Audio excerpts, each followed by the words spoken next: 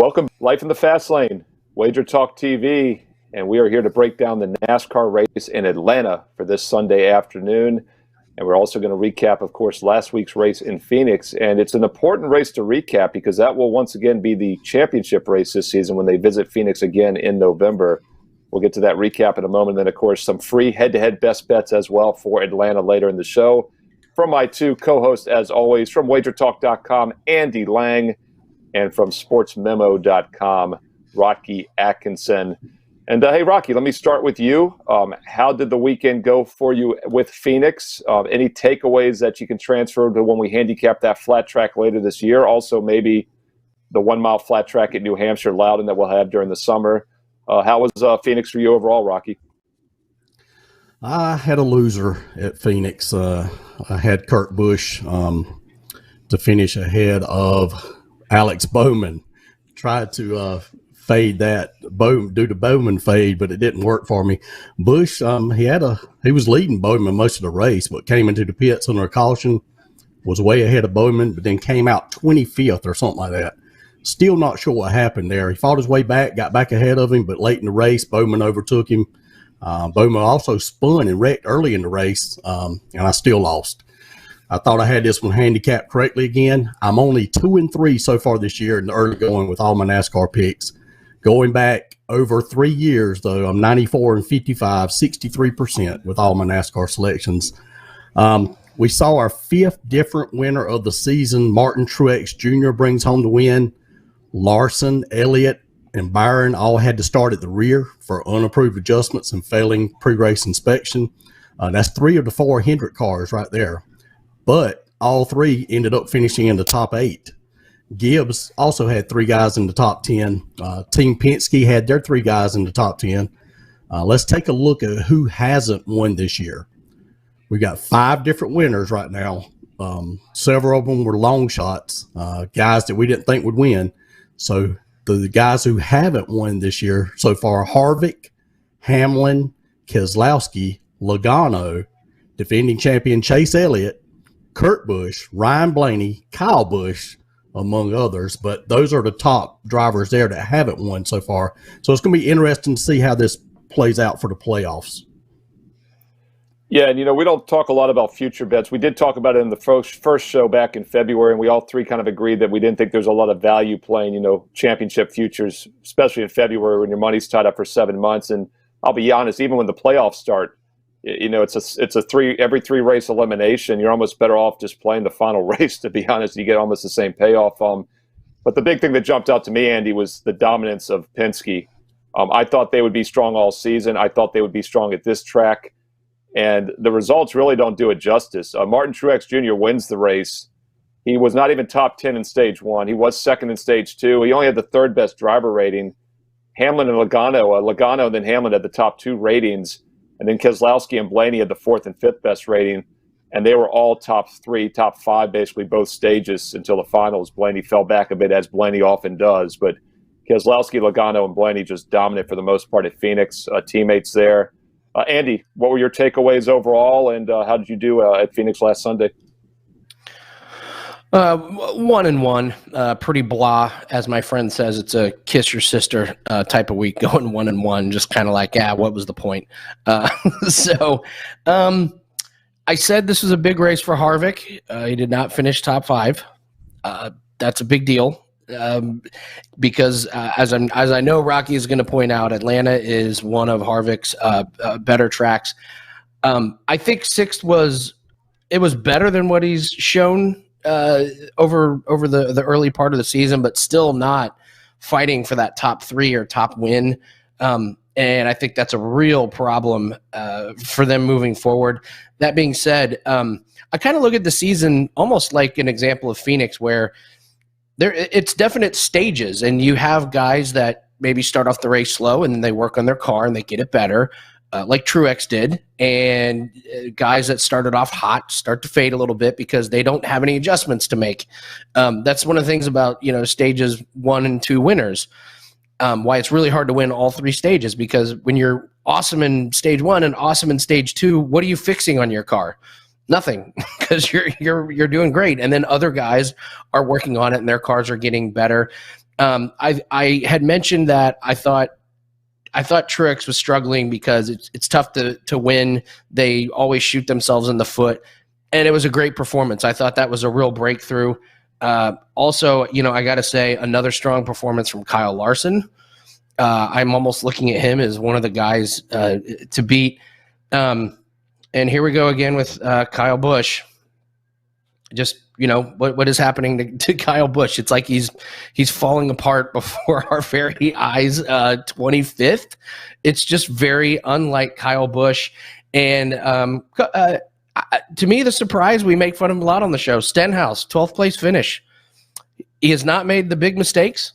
If you're looking for a guy that is really well priced in fantasy, in DFS, he's becoming a guy that is constantly in the top 15. I thought he was a pleasant surprise. And Christopher Bell, another top 10 finish. One of the biggest, most pleasant surprises.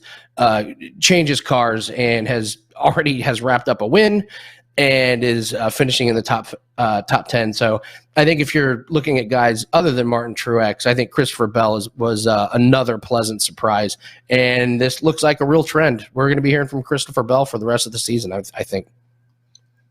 Yeah, two big takeaways there, Andy. First of all, the Kevin Harvick thing. We talked about it last week. I'm glad you brought that up. This was a do-or-die race, in my opinion, for Kevin Harvick. Is he going to be the Kyle Busch of this season? A longtime winner that just doesn't seem to be in contention. And I don't know. I'm really kind of neutral still because he didn't do enough to make me think he's back, but I'm not going to toss him to the curb yet either because he finished sixth, as you mentioned. He was seventh in stage one, sixth in stage two, sixth at the end of the race. He had the sixth best driver rating, didn't lead a lap.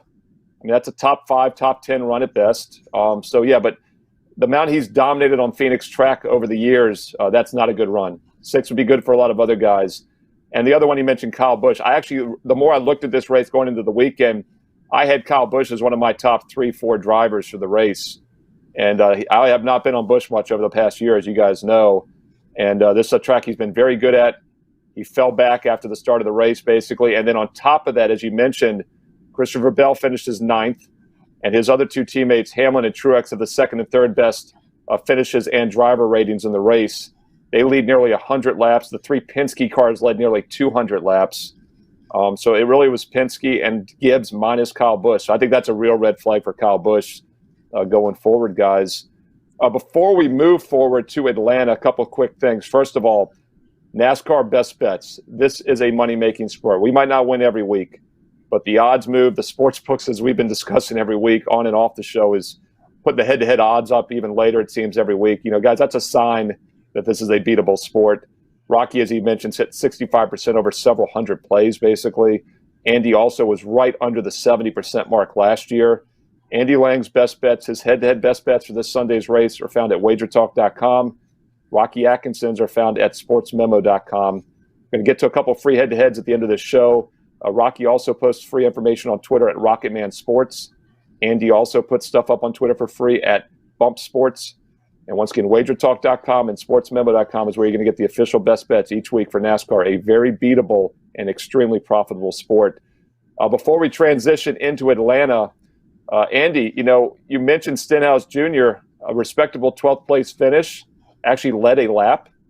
And it's ironic, isn't it, that when he had a good race, we didn't really have much for the Stenhouse Jr. award. And it was about the cleanest race I've seen in quite a while.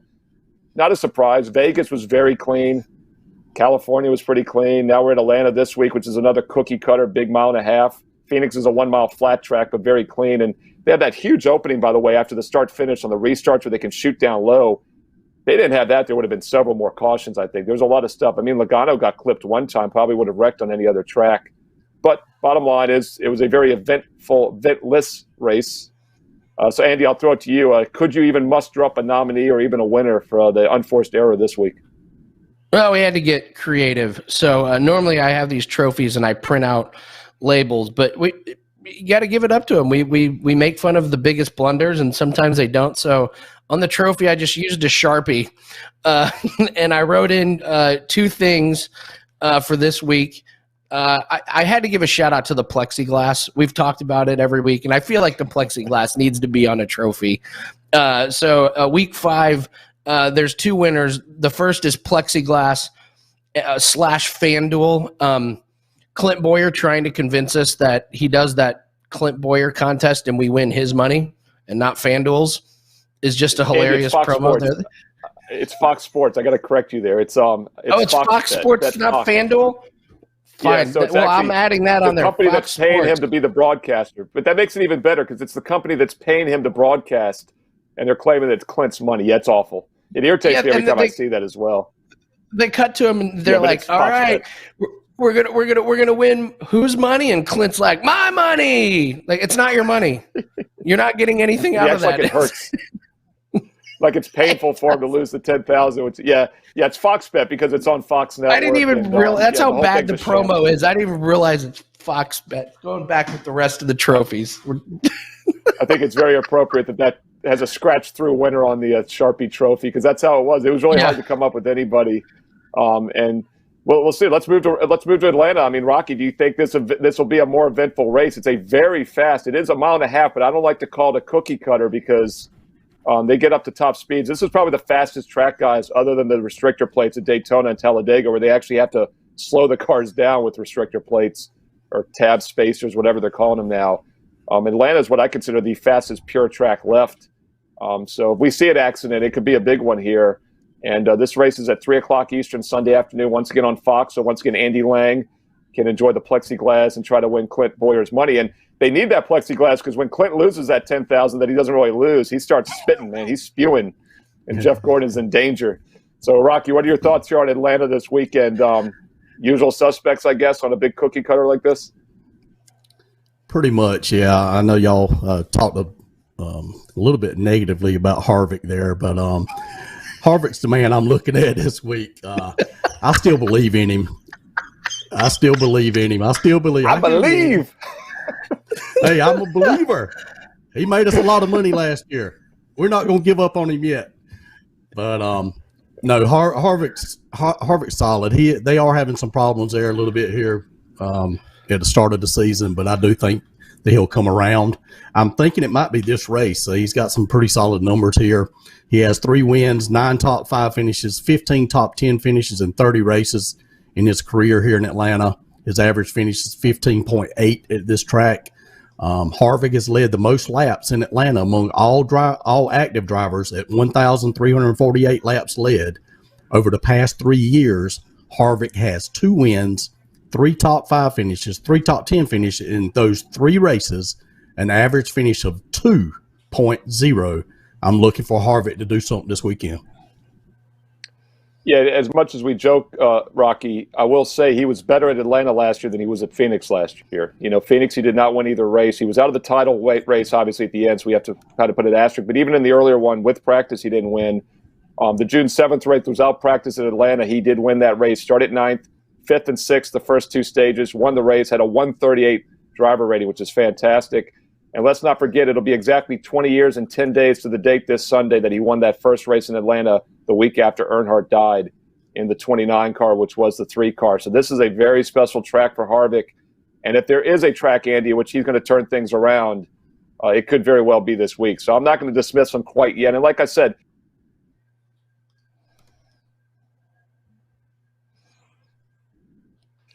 who's somebody else you're looking at, you know, for Atlanta?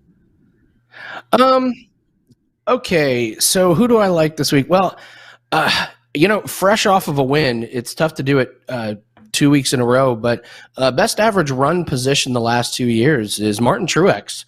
Truex runs really, really good here. The last 4 races, Kevin Harvick has the best average finish. Truex is second.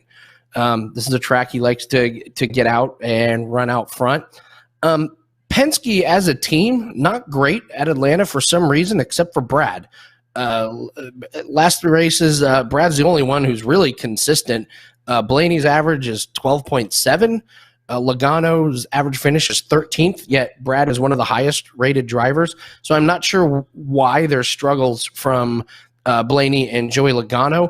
But along with Harvick and Truex, Brad, it's kind of a big 3 race for me. It's Brad, it's Harvick, and it's Truex. So I'm going to be leaning away from the Penske drivers of Blaney and Logano. But for whatever reason, Brad really likes Atlanta. So I would be looking at getting some Brad Keselowski involved.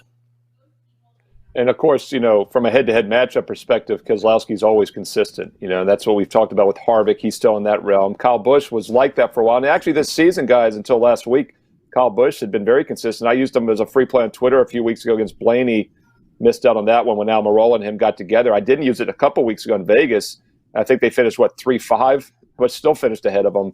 And as you mentioned, Keselowski's always in the mix. Logano usually is as well.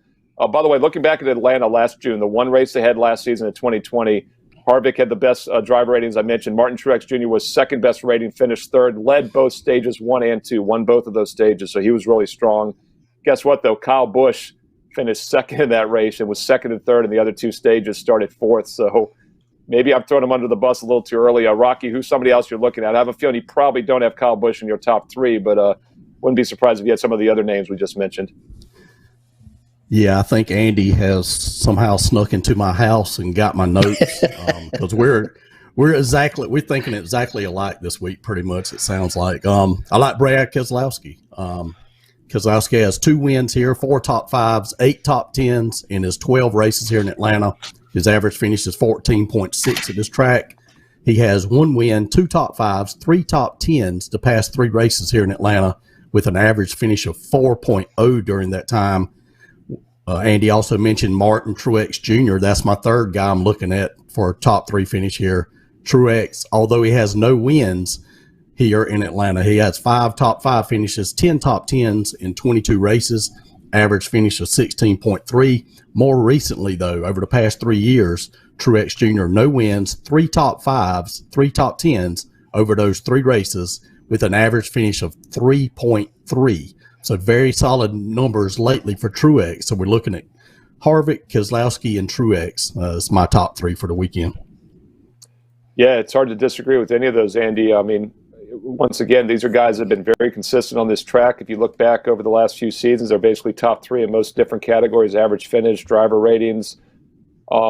Here's one guy we haven't talked about. I'll throw it to you for some other names you might have, Andy, but I mentioned last year when we didn't have Kyle Larson in the mix, every week when I'd look at top 3, top 5 drivers, he kept popping up. This is another track. He hasn't won, but he was 9th and 2nd in 17 and 18. And when he finished 12th in 2019, he won stage 1 and finished 2nd in stage 2. So hard for me to imagine Kyle Larson. Andy's not going to be in the mix this week. Your thoughts on that maybe, or anybody else you're looking at? Yeah, I agree 100%. At Homestead in Las Vegas, if you're looking at average finishes, Kyle Larson is right there. He's average finish on those 2 tracks is 2.5. So we talked about what a good job he did in the offseason of staying involved in racing, and it has just paid dividends completely. The other interesting driver that I'll bring up, William Byron, is off to a really good start. The last 3 races, he is the 3rd best average finisher with an average finish of 5.7. I didn't see that coming. I don't think a lot of us saw that coming. And on the Las Vegas and Homestead, he's the 3rd best finisher with an average of 4.5. So he's been good on these on the bigger tracks. He has the win. And it's a driver that I did not see doing this good. He got the win, but it doesn't seem to be a fluke. And maybe we still have some time left to get some value on Byron because he doesn't seem to be mentioned on a lot of bets. Doesn't seem to be mentioned on daily fantasy sites. So when you have these drivers that are kind of sneaking up, there's a small window of value. And I feel like we probably need to have William Byron involved in some head-to-heads. Yeah, I'm glad you brought up some other Hendrick drivers. And Rocky, isn't it something we have yet to mention the defending Cup champion Chase Elliott in this discussion? But Hendrick, yeah, I mean, we don't want to focus too much on Phoenix last week because that is a 1-mile flat track. As Andy said, Las Vegas and Fontana, California, the 2 races before, 1.5, 2-mile tracks, both fast tracks, high horsepower, just like Atlanta. That's probably where we need to be looking. And Hendrick, to be honest, Penske was good, Gibbs was good. Hendrick's probably been the best team so far in these cookie cutter tracks this year. Byron's been consistently good. Obviously, Larson, who we both just mentioned, was probably the cream of the crop. What are your thoughts on that, Rocky? Elliott or maybe your boy Bowman. I know you like to fade him at times, but he might be dangerous for that reason. And also, give me a long shot while we're at it. I know you've had Kurt Busch on some of these. Who's maybe a long shot you're looking at, Rocky? All right, yeah, I agree with y'all about Kyle Larson. He's solid. He's one of the best drivers out there today. He's doing a great job, and I think he's only going to get better in the next few years here. Couple long shots. I'm going to actually give out two. I'm going to give out the Busch brothers. Nice. Kyle Busch, 10-1 odds. You don't see Kyle at double digits that often. He has 2 wins here, 6 top 5s, 9 top 10 finishes in 22 races here in Atlanta. Average finish 13.9 at this track, which is third best among all drivers. Kyle Busch has an average finish of 5.0 the past 3 years here in Atlanta. Also, Kurt Busch, 20-1 again. He's the one that keeps standing out whenever I'm looking over these odds to win the race. Kurt Busch is very good here. He has 3 wins, 7 top 5 finishes, 15 top 10s in 29 races here in Atlanta. Average finish is 14.6 at this track. Kurt Busch has led the second most laps among all active drivers here in Atlanta with 803 laps led. Busch has an average finish of 5.7 here in Atlanta the past 3 years. So I'm going to look at the Busch brothers this weekend. Maybe not an outright, but maybe looking at top 10 finish. And I wouldn't be surprised with a Kurt Busch win here. Yeah, I'm seeing Kyle at minus 200 for a top 10, but Kurt, let's see what he's at right now, actually. I think you're probably getting him around even money, I would think. I mean, because he's minus 130, but that's also just at one book. You might be able to get him at plus money at some of the more competitive books. By the way, I liked Aragao Marola in that spot last week, and he finished 11th, I think. And I meant to give it out free on Twitter, and I forgot. I got tied up with basketball, and it missed by a spot. But, yeah, I like where you're going with these. The long shots, that's a great point to make, Rock. When we're giving these out here on the show, you can sprinkle a little on him at 25-1. Nothing wrong with that, because I even mentioned Kurt Busch as I threw it to Rocky, and I didn't know he was going to use that one. I just know we've talked about him a few times. But, yeah, the top 10, I think that's when he maybe sprinkle top 10 as well. Get these guys at maybe plus money. And a guy like Kurt Busch, too, I mentioned Keselowski earlier, Harvick, he's a wily veteran. He doesn't have too many bad races. He might not win, but he's always in contention. So I think Kurt Busch top 10 makes a lot of sense, actually, the more I'm looking at it in this one. And, I threw Kyle Busch under the bus after the Phoenix, but as I said, he was very strong at both LV, Las Vegas, and at California because I faded. I took a Blaney against him in Las Vegas and missed out, and then he was top 5 basically, or top 10 in both races. So maybe it's a little premature to fade Kyle Busch after all. I think the Busch brothers make a lot of sense. Andy, give me another guy you're looking at, maybe a long shot, whatever you want to do here as we close out Atlanta before the free head-to-heads. Okay, I will give you 3 guys whose average finish is inside the top 12 at the last 2 big tracks. That's Michael McDowell, Austin Dillon, and Ricky Stenhouse. Austin Dillon's 60-1 to win. Stenhouse is 100-1 to win. Michael McDowell's 200-1 to win, which is kind of crazy. I mean, he's got the win. Obviously, it's a restrictor plate race, and this is completely different. But he's got a 6th place finish at one of these big tracks. So it's hard to imagine a world that we live in where Michael McDowell has 2 wins early in the season. So it's hard to wrap my head around that. But Austin Dillon, it wouldn't surprise me in this NASCAR season if we end up where Austin Dillon has won a race and is in the playoff. So I think 60-1 is actually pretty decent odds. He's in a decent car. He's shown himself to be a good driver. He improved as last year went on. He finished better than when he started. So I think he's on the upswing, and all it takes is being up front on a last lap restart for craziness to happen. And he's been running up front. I think 60-1 on Austin Dillon's a little tasty. And I'm seeing a plus 200, 2-1 on a top 10, Andy. So he's definitely got some value there. McDowell's 6.5-1 on the top 10. So yeah, that would be something. Stenhouse is 2.5-1. Rocky touched on this at the beginning of the show, by the way, guys. It's something from a handicapping perspective we might have to start looking at. I mean, we're at a point, it's never happened before, never really has come close before. But keep in mind, McDowell winning, and the announcers talked about this as well. We already knew it, but doesn't lock them in. It's always locked them in the past, but it's the top 16 guys make it. So if there's more than 16 winners in 26 races, which is extremely unlikely, But of course, the pace we're on right now, it would happen. We've had 5 and 5, and as Rocky said, there's a lot of big names that are going to win still. So we're going to have at least 11, 12, maybe 13 winners by my math, I would say. Normally, you have to worry about being, I think, top 30 points, and that's where McDowell would have to maybe just kind of take it easy, be a top 20 car, so you'd want to stay away from him. But, I mean, he might not get in with one win, which is just incredible. By the way, Andy, he might win again. He's a decent road course, short track guy, and we got a lot of, like, those Robles and road courses this year. So I actually kind of liked him in that second Daytona race as a long shot once again. Before we get to the head-to-head matchups, though, a reminder, if you want the official best bets for the two best NASCAR handicappers, in my opinion, on the planet, it's Rocky Atkinson at sportsmemo.com and Andy Lang at wagertalk.com. Andy, you just missed out on 70% last year. Rocky, a long-term 65% over a 100-plus sample. These guys have proven they win in NASCAR. We have proven NASCAR is a beatable sport here on this show over the past year. The odds makers are proving it as well because it seems like they're waiting later and later to put the head-to-head matchup odds up. But that doesn't mean there's not value. These guys still find value each and every week. WagerTalk.com for Andy Lang, Rocky Atkinson, sportsmemo.com. Also, occasionally I'll throw in some NASCAR if I see something on Twitter and even WagerTalk. But, of course, basketball's here as well. I have the #1 college basketball season at WagerTalk.com. So I highly recommend if you're playing the NCAA tournament to check my page out as well. And once again on Twitter, I'm at Steve Merril, 2 R's, 1 L. Andy Lang is at Bump Sports. And Rocky Atkinson is at Rocketman Sports on Twitter. Hey, Andy, actually, I'll throw it to Rocky first. Hey, Rocky, give me a head-to-head, something you're looking at here in Atlanta, and let me know why you like it. All right. Looking at Joey Logano over William Byron here. Logano, he hasn't won here in Atlanta, but he does have 2 top 5 finishes, 5 top 10 finishes in 14 races here in Atlanta. His average finish is 16.6 at this track. His best finish is second here. He has 2 top 10 finishes the past 3 races here in Atlanta with an average finish of 13.0. Byron, on the other hand, has no wins, no top 5 finishes, no top 10 finishes in 3 races here in Atlanta. His average finish is 22.7 at this track. His best finish is 17th here in Atlanta.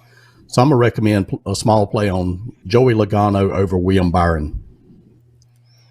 And by the way, I'm looking at another book. These will vary at different books, but I'm also saying Christopher Bell pick him against William Byron at DraftKings right now, one of the major books. So there's some different ways to play those as well. But I can't channel my inner Joe Ranieri like Joe Ranieri channels it, guys. I'm a little too laid back as the host, Andy. But Andy will appreciate it because he's done a lot of shows with him. And that would have been oh, Andy Lang, he's going to get your Byron pick. Oh, Andy. So, yeah, I mean, Hendrick's been strong, Rocky, but Logano's and Penske, as I've said, has been even stronger, I think, overall. So, Andy Lang, your thoughts on Logano over Byron, maybe, and also give me a free head-to-head. Yeah, I can't argue with it. All I said was Byron's been racing good recently, but I didn't say anything. Oh! All right, so...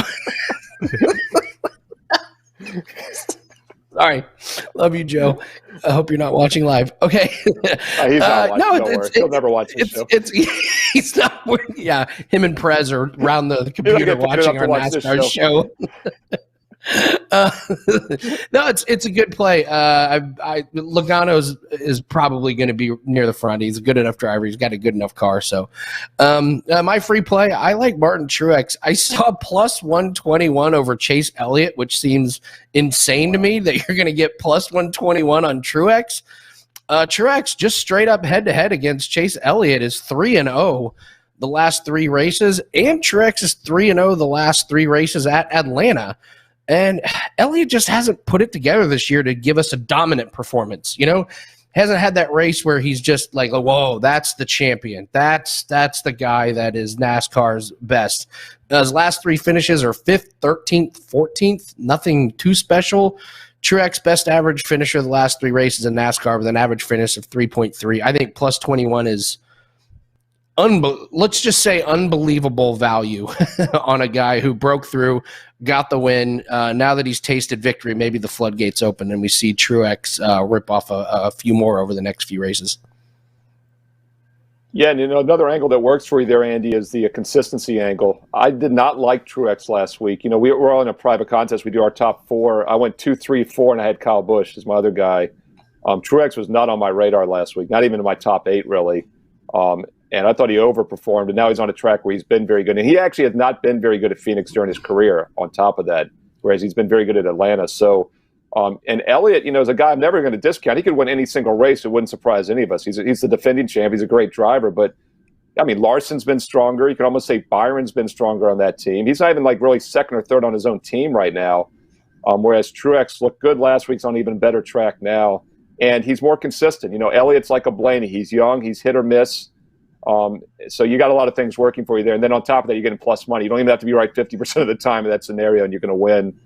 So Andy Lang likes Truex plus money over Chase Elliott, and Rocky Atkinson likes Logano as a small favorite over William Byron from Team Hendrick. So we're fading Hendrick, guys. They've been very strong on the mile and a halves, but the two head-to-heads are going against them. It'll be interesting to see how that turns out. I don't necessarily disagree, though. I think they both make a lot of sense. Once again, RockySportsMemo.com. Myself, Steve Merril, and Andy Lang, WagerTalk.com. You can also find us all on Twitter. Andy is at Bump Sports, Rocky's at Rocketman Sports, and I'm at Steve Merril, 2 R's, 1 L.